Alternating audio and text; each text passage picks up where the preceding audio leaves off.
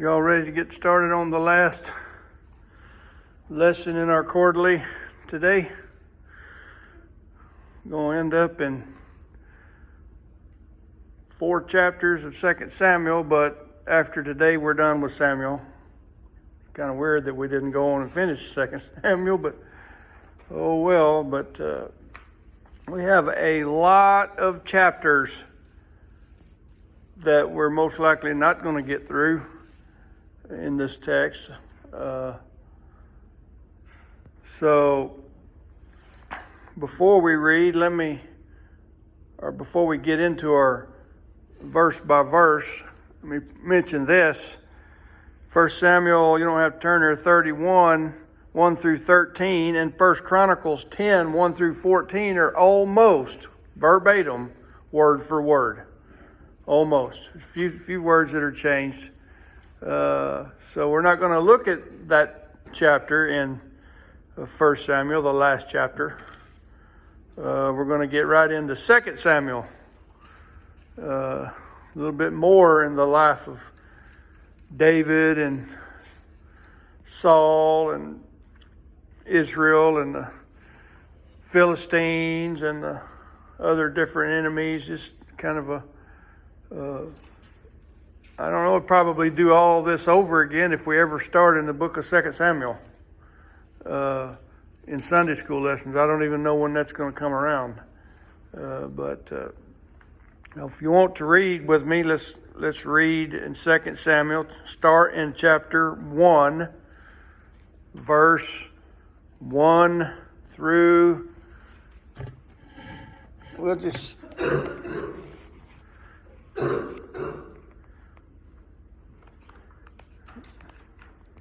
Yeah, the judgment, the name of the lesson is the judgment for Saul's transgressions. Going to kind of wrap up Saul today. Going to be done with that guy. Y'all remember how Saul started? Y'all remember anything different about Saul when he was a boy? He was a good boy, right? We learned that he was tall. We learned that he was pretty fierce in his first battle, man. I mean, they took care of the enemies. You learn that Samuel anointed him king, right? Found him among the stuff. He was hiding out, bashful, I guess. But today we're going to wrap up that guy's. I think he was king for 30 or 40 years. I'm not sure. I wished I'd have checked and looked. So he's coming to an end. Somebody's going to take his place. The Bible says God says to Samuel, I'm going to put a man on the throne after mine own heart. And he went and anointed David, the little sheep shepherd boy, right? He's the one. I reject Saul. I'm not going to help him anymore, but I'm going to work through this David, the little shepherd boy. So we're wrapping some things. We're wrapping up Saul. Now, he did some good things in the beginning of his kingship, but he was off his meds. I don't know. Maybe he was on his meds. I don't know. But at the end of his life, into his kingship, he was doing some strange things. I think last week, did we not look at him going to get information or help from a witch, right? A witch at Endor. Found out that you're going to die through this witch, or Samuel come back through this witch and told Saul, you're going to die tomorrow and your sons, right? So that's the last thing we remember about Saul. So then we're going to get to today's lesson. Well, if you wanted to read about the death of Saul and his boys, that would be in 1 Samuel 31, 1 through 13, or you can go over to 1 Chronicles 10, 1 through 14, to see the details of what happened to him. But he did die, all his boys, Jonathan included. You remember Jonathan at one point was one of our heroes, right? That we looked at in this class. He was one of mine. He's always been one of my heroes. So Saul, his 3 sons, including Jonathan, were killed, just like the witch, or just like Samuel had said, through the witch at Endor. That brings us to today's lesson, which is 2 Samuel 1, verse 1. Everybody there? It says, now it came to pass after the death of Saul, when David was returned from the slaughter of the Amalekites, and David had abode 2 days in Ziklag. I think we did talk about that a little. You know, David and his men went 3 days with the Philistines to go to battle with the Israelites. Well, the Philistines said, no, he ain't going with us. So David and his men came back 3 days. So they've been gone 6 days, and when they got back, their town of Ziklag had been razed by the Amalekites, right? Wives, children, and all the animals and flocks. And then David went after them guys, remember? Not going to get into detail on that. But anyway, they got their stuff back. Now they've come back to Ziklag. So they've had a long couple of weeks, right? They had to be wore out. All that traveling they did in the desert. So they came back from whipping up on the Amalekites, getting their stuff back, and they came back, and they had been 2 days resting, no doubt, at Ziklag, the very town that the Philistines had given David and his men, right? And it came to pass, verse 2, that on the third day, that behold, a man came out of the camp of Saul with his clothes rent, and earth upon his head. And so it was, when he came to David, that he fell to the earth and did obeisance. So this guy was at the battle that David and them missed because the Philistines wouldn't let them go fight, right? David and them had been doing their own thing over with the Amalekites. They got back 2 days into it. A guy came out of that camp who had been in that literal battle between Israel and the Philistines. And David said unto him, verse 3, from whence comest thou? And he said unto him, out of the camp of Israel am I escaped. Talking about that battle where Saul died, right? And David said unto him, verse 4, how went the matter, I pray thee, tell me. And he answered, that the people are all fled from the battle, and many of the people are fallen and dead, and Saul and Jonathan and his sons are dead also. So David just got the news that Saul and Jonathan lost their lives in the battle that the Philistines wouldn't let him be in. He just found out that Saul, no doubt, was dead. I imagine that it hurt pretty bad when he found out Jonathan was dead. Because apparently David and Jonathan apparently thought they was going to co-rule one day. You know, friends talking about it. Well, now Jonathan's dead.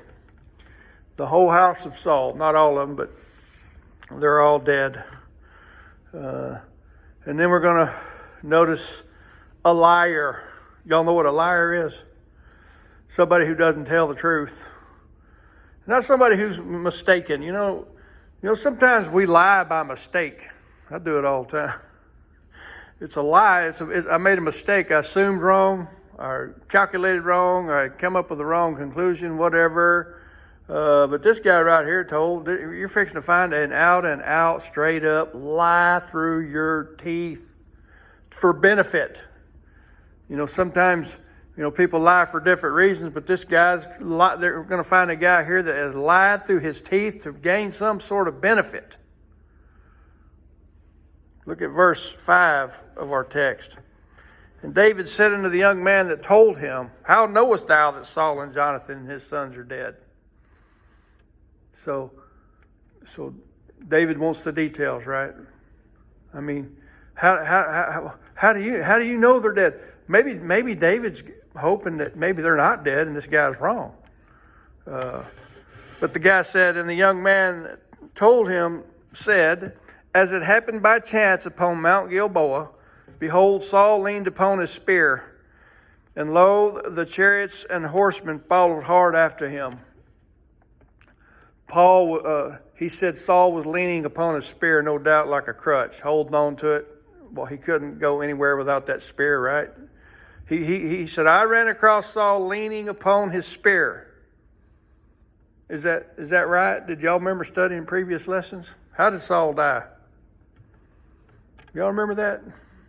Well, We didn't talk about it, but it's in this lesson. Saul told his armor bearer, I'm wounded to death. I can't go anymore. And he told his armor bearer, he said, look, man, kill me. I don't want these guys catching me, torturing me, and doing whatever. And the armor bearer wouldn't do it. He was afraid to kill Saul. So Saul fell on his own sword. You know what that means? And nowadays we don't fall on swords. What do people do? They pull their guns out and shoot themselves in the head. In those days, men fell on their swords. So imagine Saul put that sword on his heart and just fell on it and run through. And then the armor bearer saw what Saul did, and he did the same thing. So we know that's how he died, right? Because the Bible says so. But here comes this guy who says Saul and his sons are dead. David said, well, how do you know they're dead? And then we have verse 7. I run across him. Philistines were after him, verse 7. And when he looked behind him, he saw me and called unto me. And I answered, here I am. And he said unto me, who art thou? And I answered him, I am an Amalekite. And he said unto me again, stand, I pray thee, upon me and slay me. Stand upon me and slay me. So he's telling David, well, here's how I know Saul is dead. Because I saw Saul. Saul told me to kill him. Saul asked me to kill him. Stand upon me and slay me. For anguish was come upon me, this is what Saul said, because my life is yet whole in me. So I stood upon him, this man said, and slew him, because I was sure that he could not live after that he was fallen. And I took the crown that was upon his head and the bracelet that was upon his arm, and I have brought them hither unto my Lord. Now we're going to see that a liar dies. David took hold of his clothes and rent them, and likewise all the men that were with him. And they mourned and wept and fasted until even for Saul and for Jonathan his son, and for the people of the Lord and for the house of Israel, because they were fallen by the sword. So this upset David that Saul was dead. This guy has his crown and his bracelet. There ain't but one way you're getting that off of Saul, right? How's that? He has to be dead. So they realized that he was dead. David mourned. The men mourned that were with him because of Saul's death, and especially Jonathan's death, I'm sure. But David was also upset that Israel was smitten before the Philistines. Verse 13, and David said to the young man that told him, whence art thou? And he answered, I am a son of a stranger, an Amalekite. So this is the guy that brought the lie and the bad news, right? David said to them, how wast thou not afraid to stretch forth thine hand to destroy the Lord's anointed? And David called one of the young men and said, go near and fall upon him. And he smote him that he died. So this guy, no doubt, thought he was going to get some sort of reward from David, who had been hanging out with the Philistines for a while now, right? Went and brought the news, went and brought the bracelet, went and brought the crown, said, look, I killed him, I got rid of him, and because he asked me to. And David says, well, who do you think you are to kill one of the Lord's anointed? And he said, called one of his young men, I don't know who that was. He said, now you go stand on him and kill him. You kill this guy. So this guy's lie got him killed, right? And David said unto him, thy blood be upon thine head, for thy mouth has testified against thee, saying, I have slain the Lord's anointed. And David lamented with his lamentation over Saul and over Jonathan his son. Also he bade them teach the children of Judah that use the bow. Behold, it is written in the book of Jasher. Y'all know Jonathan was a bowman. That's what he was noted for, right? I mean, he was a good soldier, but he remember when he shot the bow out in amongst David to tell David to not come around anymore. So, based on his love of Jonathan and his respect for Jonathan, He made a law that all the young men learn to use the bow in honor of this Jonathan. From that day forth. So we're about done, believe it or not. Not going to get through it all, but the rest of this chapter, you'll find that David had a long lament, pretty good lament about Israel and Saul, and he cried. David was a psalmist. That's what he did. He had a way with words, and you'll find that in verses 20 through 27. In 2 Samuel 2, 1 through 3, we find that David is now anointed king over Judah. Judah is the southern kingdom. Israel is the southern two kingdoms, and then Israel was the northern tribes of Israel, right? So he was made king in Judah in 2 Samuel 2, 1 through 3. 2 Samuel 2, 4 through 7, David blessed those of Jabesh Gilead for showing kindness concerning Saul's corpse. Not going to get into it too much, but when the enemy found Saul's body, cut his head off. And they made spectacle of his head. You'll find that in 2 Samuel 4 through 7. They make spectacle of his body, right? So these guys went and stole the head and stole the body of Saul from the enemy and buried it properly. And David in that chapter, or in them verses, commends those guys for doing that thing. And in 2 Samuel 8 through chapter 4:12, there is trouble between David's people and Saul's people. So the kingdom was not united in the beginning of David's kingship, right? So we just several chapters after this, you'll find where there was trouble between David, or the tribes of Judah, and the tribes of Saul. Pretty good drama to read. We're not going to get into it today, but know this. It's one thing you gather from all this is, God is in control. He knows. And in my mind, I'm thinking David and Jonathan would have made a good team, right? But in God's mind, got to get them Benjamites out of it, out of the kingship, out of the rule of the land. And that's what's going to take place. That's why Jonathan died. David, you might have wanted Jonathan, but God had better plans. Now, Jonathan is in heaven today, right? David is in heaven today, but before that, God had more plans for David, and it didn't involve Jonathan. You got to ask yourself, why do some people die in the work, in your life? You got to wonder, why them? Well, know this, God knows everything. He knows they were done. I believe you die in God's work and word when He's done with you. When you're done on this earth, you go to heaven as a believer, child of God. Well, Saul's gone, Jonathan's dead. The house of Saul was, devastated. And then for several chapters, all the way to chapter 4, verse 12, you'll find there's a battle takes place between the southern kingdoms and then the northern kingdoms. And then you know what? We have to just stay in suspense on what happens, unless you just want to go home and read it yourself and study it ahead of time, because after today, we're done with Samuel and David. We're going to be into the book of Mark, right? So you'll see where God is sorting things out. Now, if He sorted things out in a man's life so many thousands of years ago, can He still not do that today? Can He not sort out the lives of an individual today? Get things the way He wants them? Or can He do that with a family? Can He sort out a family?